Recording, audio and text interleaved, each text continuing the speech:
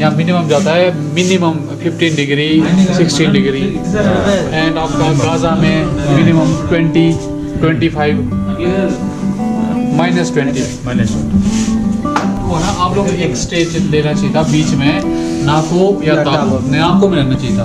अच्छा नाको फिर नाको से देन गाज़ा क्योंकि कल की जर्नी आपका काफ़ी लंबी है तो कल थोड़ा जल्दी सुबह जल्दी चलना आपने क्योंकि कल चिटकुल भी जाना है। बट यहाँ रक्षण में भी है जगह घूमने को कल टाइम नहीं है और टाइम नहीं नदी के पार बड़ा खूबसूरत है। अच्छा कब जा सकते हैं नदी के पास सुबह भी जाना है नदी देख के good morning morning 7 right now so night రక్షం చేరుకున్నాం కదా ఇది దాని నెక్స్ట్ డే మార్నింగ్ అనమాట నైట్ పడుకున్న తర్వాత మార్నింగ్ లేచి నా హోటల్ బాల్కనీలోంచి బయటికి వెళ్ళి వ్యూస్ చూస్తే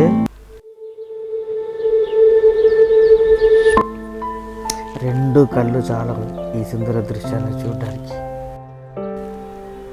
ఎత్తైన మంచు పర్వతాలు వాటి మధ్య నుండి ప్రవహిస్తున్న నదీ జలాలు అప్పుడే వాటిపై పడుతున్న సూర్యకిరణాలు బంగారు మీనులు అవి కనువిందు చేస్తుంటే ఆ సుందర దృశ్యాలను మన కన్నులు మనసు కలిపి బంధిస్తుంటే ఆ అనుభూతి వర్ణనాతీతం. ఇది మన భారతదేశం. This is India for you.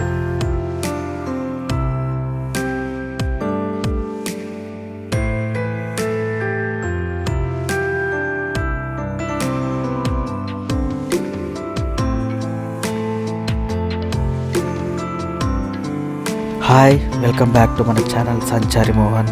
And మీరు నాతో పాటు ఉన్నారు స్పిటి వ్యాలీలో.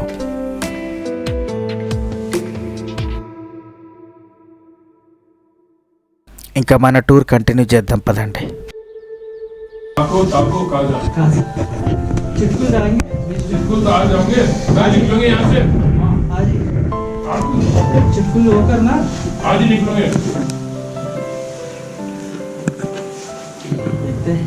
इसमें कहाँ रख सकते हैं? हाँ तो काफी जल्दी उठ के चले गए हैं। वो उठता है जल्दी उठता है हमको यार उसी को मजा कहते हैं।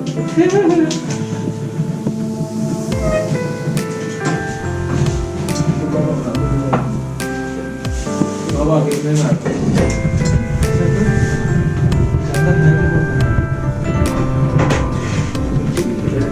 इसे पाते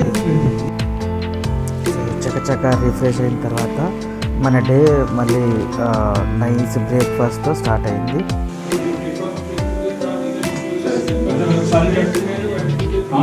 సార్ కాల్ చేసి తొందరగా ఇప్పుడు అయ్యేటట్టు ఓకే సార్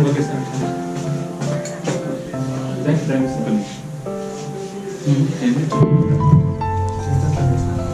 సరే సరే సరే సరే సరే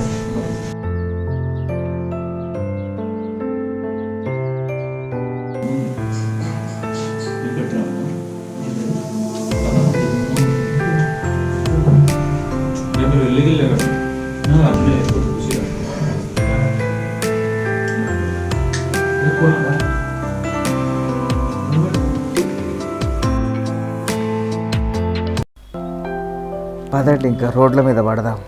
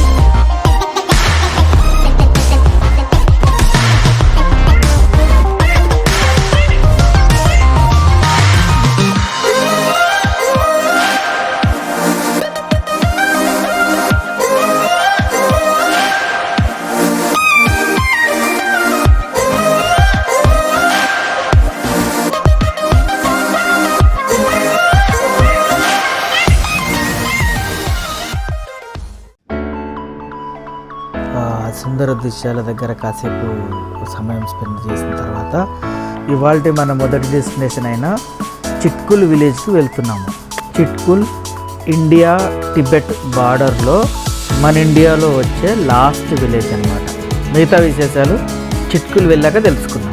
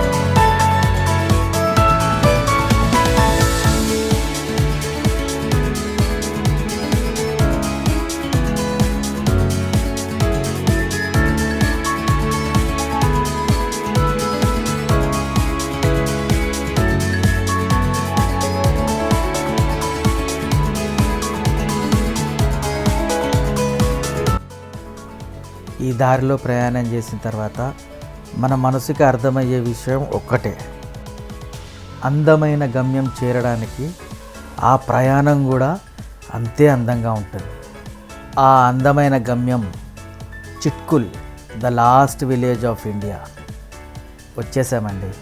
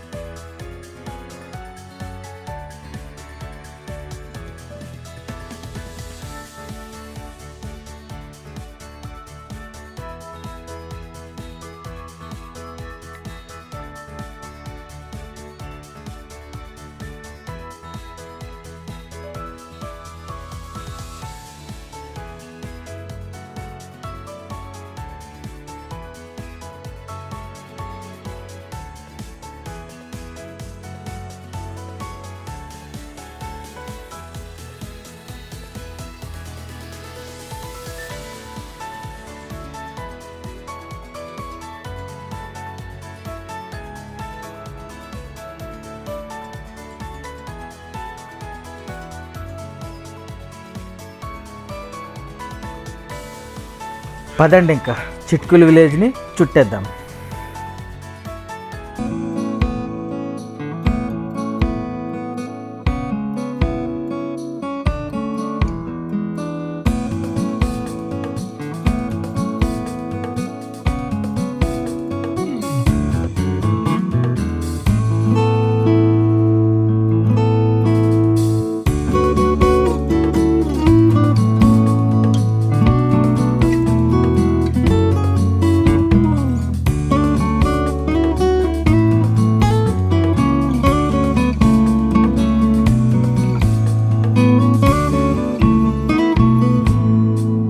కింద చూడండి, ఇదంతా బ్లాక్ ఐస్ ఫామ్ అయ్యి చాలా డేంజర్.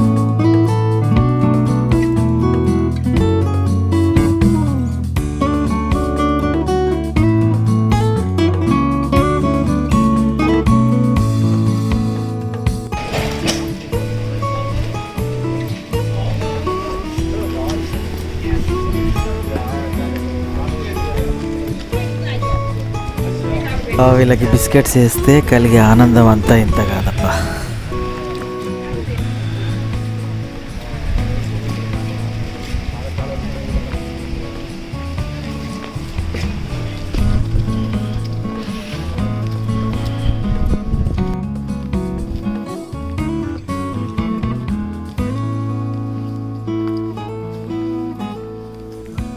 ఒక్కసారి ఈ ఊరు అందాలను చూడండి. ఎంత అందమైన ఊరు ఇది. ఎన్నిసార్లు వచ్చినా తనివి తీరని ప్రదేశం ఇది. ఇక్కడ మనకి నైట్ స్టే అవైలబుల్ కూడా ఉంది. రాత్రిపూట స్టార్ గేజింగ్ ఇక్కడ స్పెషాలిటీ. అంటే చీకటి పడిన తర్వాత ఆకాశాన్ని చూస్తే ఒక గొప్ప అనుభూతి మనకు కలుగుతుంది. కొన్ని కోట్ల నక్షత్రాలు మన కళ్ళ ముందు మెరుస్తూ ఉంటాయి.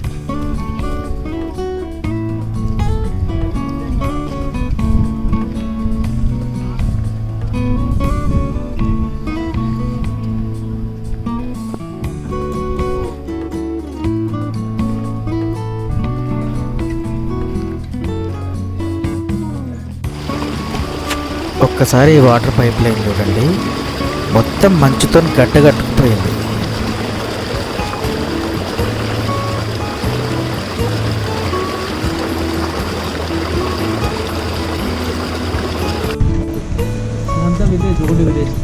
ఏది చూపి.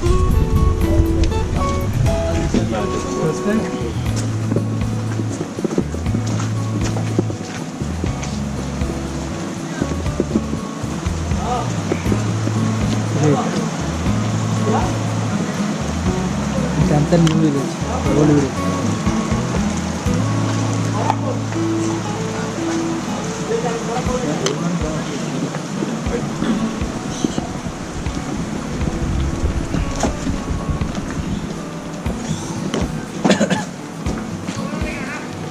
ఎలా ఉందండి?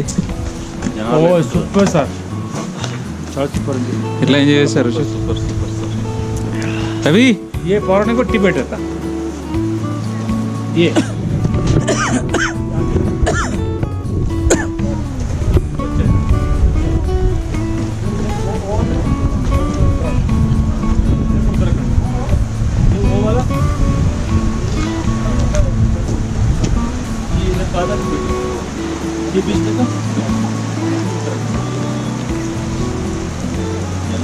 ఇది చైనానా?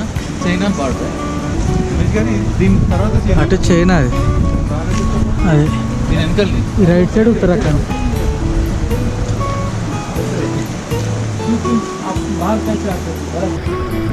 కొద్ది ముందరికి వెళ్తే ఇక్కడ నుండి మీరు టిబెట్ బార్డర్ చూడొచ్చు అని చెప్పారు. సో విలేజ్లో కాసేపు తిరిగిన తర్వాత టీ స్నాక్స్ చేసుకొని ఆ టిబెట్ బార్డర్ దగ్గర కాసేపు ఎంజాయ్ చేద్దామని బయలుదేరాము.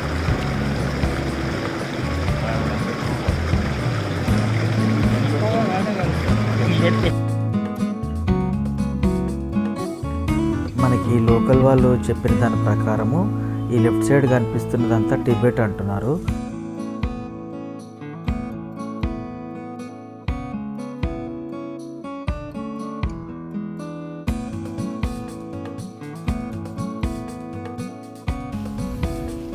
అలాగే రైట్ సైడ్ కనిపిస్తుందంతా ఉత్తరాఖండ్, ఇండియా అని అంటున్నారు. ఉత్తరాఖండ్ అని ఎందుకు అని అంటే ఉత్తరాఖండ్, హిమాచల్ కలిపి టిబెటన్ బార్డర్ ఉంటుందన్నమాట. సో ఇక్కడ ఉత్తరాఖండ్ ఇక్కడ ఎండ్ అయ్యి హిమాచల్ స్టార్ట్ అవుతుందని వీళ్ళు అంటున్నారు.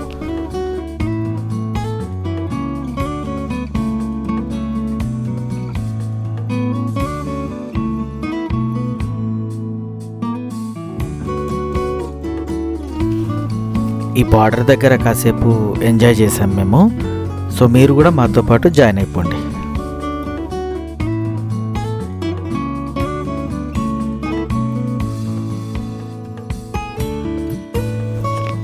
ఎంత అందంగా ఉంది కదా ఈ ప్లేస్. ఈ ప్లేస్ నచ్చిన వాళ్ళందరూ ఒక ఓ వేసుకోండి.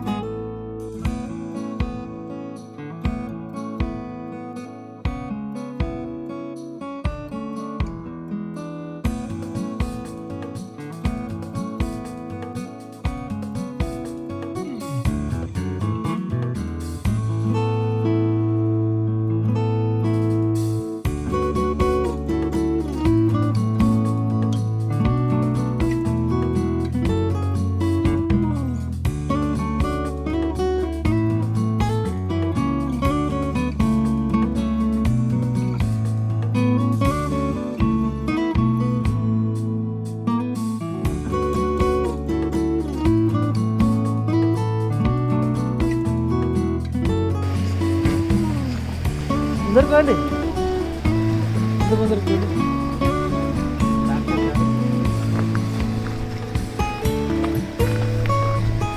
కండి దండి కోరకండి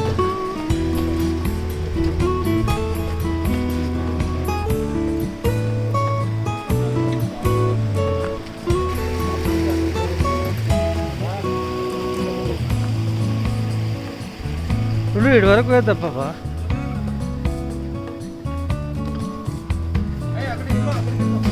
ఎక్కడికి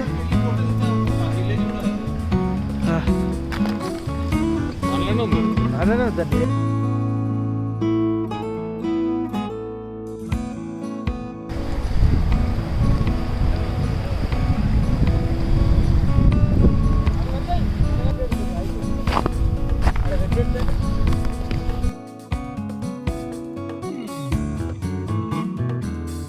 అయ్యా ఏడుది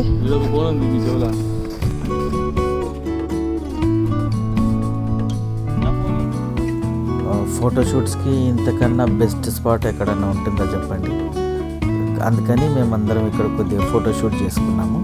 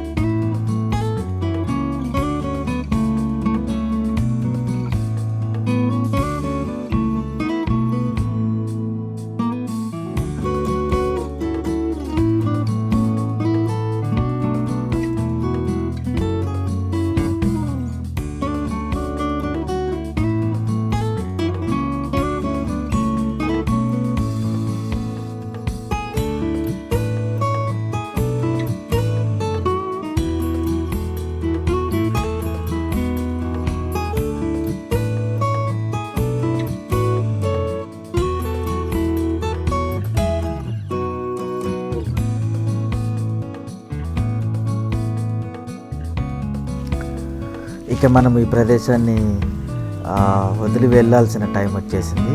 బికాజ్ ఎందుకంటే రాత్రికి మనం కాజా చేరుకోవాలి. ఇవాళ నైట్ స్టే మనకి కాజాలో ఉంటుంది.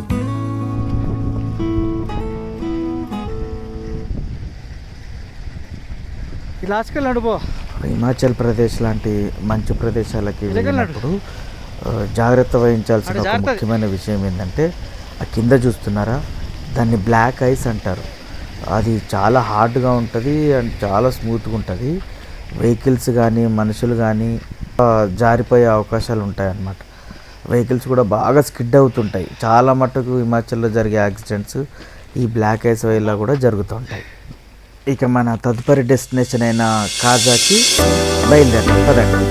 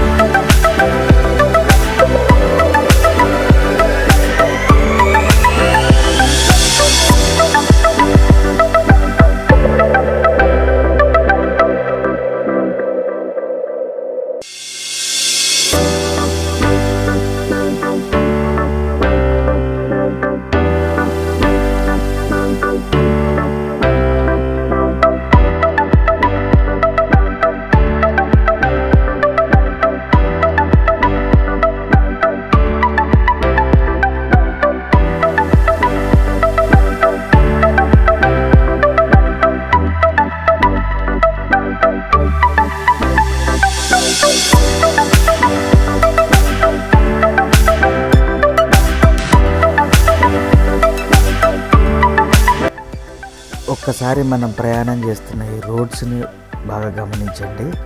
వరల్డ్స్ మోస్ట్ డేంజరస్ రోడ్స్లో ఈ రోడ్స్ ఎందుకు లిస్ట్ అయి ఉన్నదన్నది మనకు స్పష్టంగా అర్థమైపోతుంటుంది. ఈ రోడ్స్లో ప్రయాణం చేయడం అన్నది అత్యంత సాహసోపేతమైనదండి. మనం గత వ్లాగ్లో కూడా చెప్పుకున్నాము. ఇక్కడ చూడండి, లెఫ్ట్ సైడ్ మన రోడ్డుకి లెఫ్ట్కి ఏ బ్యారియర్స్ లేదు. ఏమైనా డ్రైవర్ చిన్న మిస్టేక్ చేసిందంటే బండి కనపడని కూడా కనపడదు. మన బాడీలోని అన్ని పార్ట్స్ గజ వణుకోవాల్సిందే. ఈ రోడ్లలో ప్రయాణం చేసి నాకేమీ భయం కాలేదని ఎవరైనా చెప్తే నమ్మకండి, ఖచ్చితంగా అది అబద్ధమే. ఇక్కడ మనం ముఖ్యంగా చెప్పుకోవాల్సింది డ్రైవర్స్ యొక్క స్కిల్స్ అండి. వీళ్ళు ఎక్స్పర్టైజేషన్తో పాటు వీళ్ళు చాలా డెడికేటెడ్గా ఉంటారండి. ఇంకో ఇంపార్టెంట్ విషయం ఏంటంటే ఇక్కడ లిక్కర్ ఎక్కడ పడితే అక్కడ దొరకదు. కాబట్టి డ్రైవర్స్ డ్రింక్ చేసి డ్రైవ్ చేసే అవకాశం అస్సలు ఉండదు. చాలా ఓపికతోని చాలా కోఆపరేటివ్గా ఉంటారు. వాళ్ళ సపోర్ట్ అండ్ కోఆపరేషన్ లేకపోతే మనకి ఇలాంటి జర్నీ అసలు పాసిబులే కాదు. మా తారాచంద్ గురించి అయితే ఇంకా చెప్పాల్సిన పనే లేదు. Such a wonderful person. ఎంత కామ్ ఉంటాడంటే, అసలు ఎంత పేషెంట్గా ఉంటాడు, ఫుల్ కోఆపరేటివ్. నిజంగా మా హార్ట్ఫుల్ థ్యాంక్స్ టు హిమ్.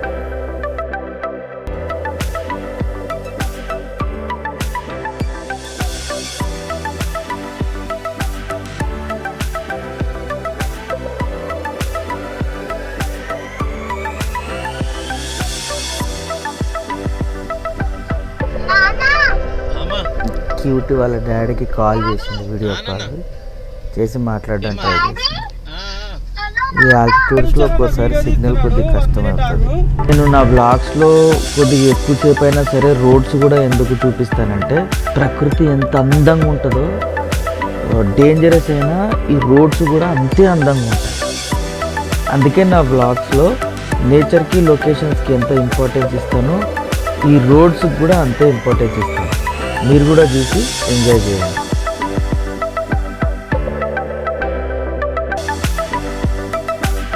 మేము అలా ప్రయాణం చేస్తూనే ఉన్నాము. ఇంకా చీకటి కూడా పడిపోయింది. సో ఇంకా చీకట్లో ఇంకా డేంజరస్ అయిపోయినాయి ఈ రోడ్స్.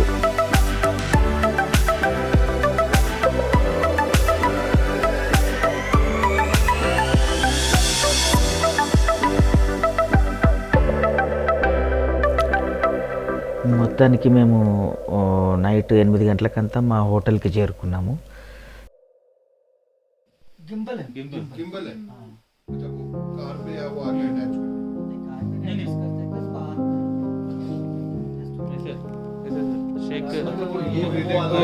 नहीं हो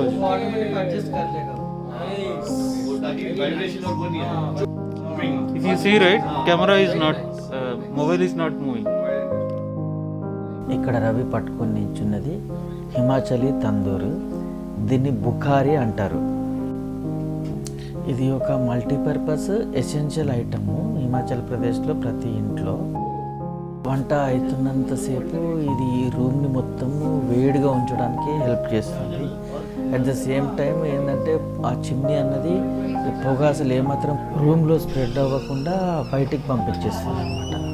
హోటల్కి రాగానే వీళ్ళు మాకు వేడి టీ సర్వ్ చేశారు. ఇట్లాంటి పరిస్థితుల్లో ఇది ఒక మస్ట్ అండ్ షుడ్ ఐటమ్ అనమాట.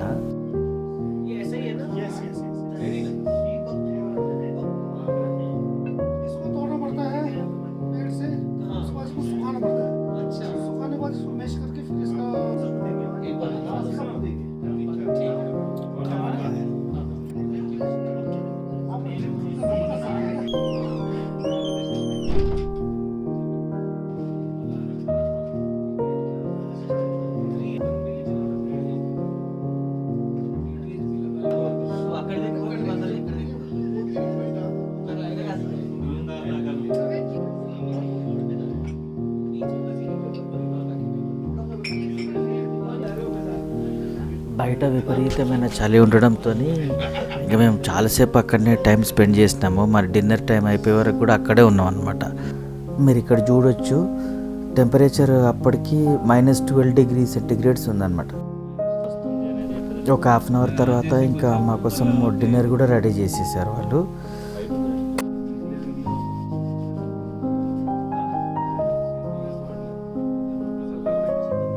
జర్నీలో ఉన్నంతసేపు ఎక్కువ భోజనం చెయ్యలేము, ఎందుకంటే కొద్దిగా మౌంటైన్ సిక్నెస్ ఉంటుంది కాబట్టి. బాగా అలసిపోయిన మాకు ఇక్కడికి వచ్చేసరికి వేడి వేడి భోజనం పెట్టారు ఈ హోటల్ వాళ్ళు. సో ఇంకా ప్రాణం లేచి వచ్చినట్టు అయింది. ఇంక అందరం మామూలు కుమ్ముడు కాదు, కుమ్ముడే కుమ్ముడు.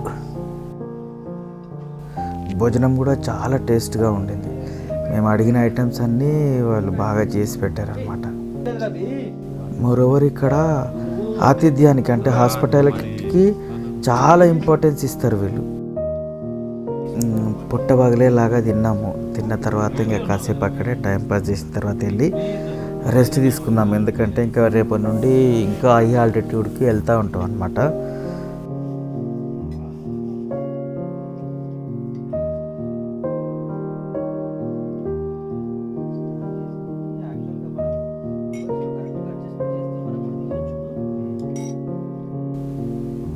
హోప్ ఈ వ్లాగ్ మీ అందరికీ బాగా నచ్చింది అనుకుంటున్నాను.